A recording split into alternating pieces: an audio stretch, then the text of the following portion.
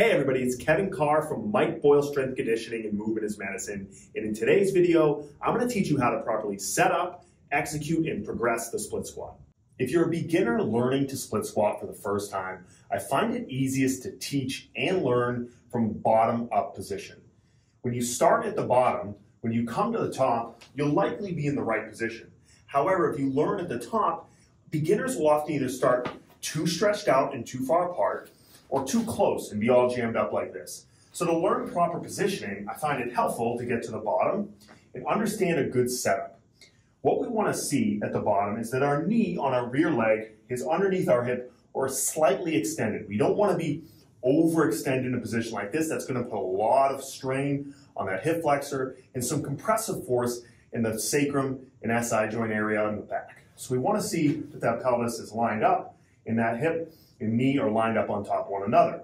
On the lead leg, we want to see a slight forward shin angle. So I don't want the knee behind the ankle. I also don't want an uncontrolled position with the knee way over the toes with all your weight on your forefoot or your heel coming up. We want to see nice forward shin angle. That way we're getting some load on the quad and we're also getting some load on the hip. Often for a beginner, I'll cue them to put their hands behind their head. Really, this is just so they're not pushing off the leg for assistance. It's actually perfectly fine if they put their hands on their hips or by their side like this to try to help their balance.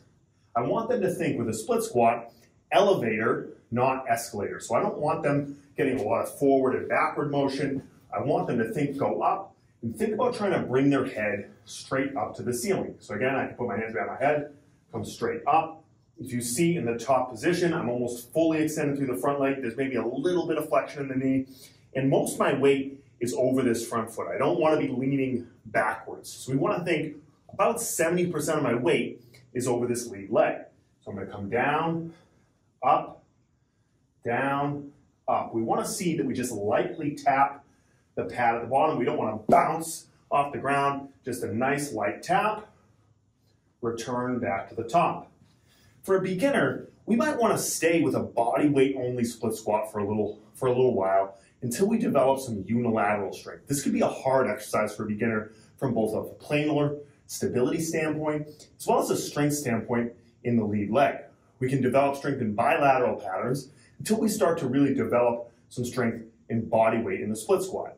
Once somebody masters the body weight split squat, the next progression I would want to move to is a goblet loaded split squat with a kettlebell or a dumbbell loaded at the chest. If they have a dumbbell, I want to see 2 points of contact at the top of their sternum and the bottom of their sternum. If they're using a kettlebell, they can simply just hold it vertically against the chest. Once we're adding load, I would recommend that we start split squatting from the top. The beginner should now understand a proper setup. It's going to be hard to start from the bottom if you have an external load. So then get them at the top, good setup position, dumbbell at the chest. We're going to have them come down, tap the knee, all the way back up, tap, all the way back up. I would recommend loading in this goblet position until it becomes obtrusive for them to try to pick up a dumbbell and get it there. So I want them to really max out their chest load in a goblet position to the point where the limiting factor actually becomes their upper body and core strength, not their lower body strength. You'll find with beginners that you're actually able to get a lot of mileage out of a chest load in a split squat until their legs start to get stronger, and again, the limiting factor becomes actually picking up and holding the dumbbell. At that point, then I would progress to a 2 dumbbell or 2 kettlebell load. Once we progress from the goblet load split squat, we're going to hold 2 kettlebells or 2 dumbbells in a suitcase position at our sides, just like this. This is going to allow us to start to maximize the lower body loading potential. Again, in the goblet load, we build some lower body strength as well as trunk strength. Now that the athlete can do that, we want to try to maximize the lower body loading. So we're going to hold 2 dumbbells right by the side, nice and tall. We're going to lower down, tap our knee on the pad, come right up tall at the top, tap our knee on the pad, up tall at the top. Again, I want to make sure I'm getting the majority of my load over the lead leg. Often, sometimes as the weights get heavy, you're going to see people start to cheat and really try to drive the motion by pushing through that back leg. We want to see most of that weight is shifted forward, about 70% of the weight on the front leg. So we're really getting that load through the front leg, driving that foot through the ground. I hope these progressions helped you understand how to better set up, execute, and progress the split squat. Thanks for watching.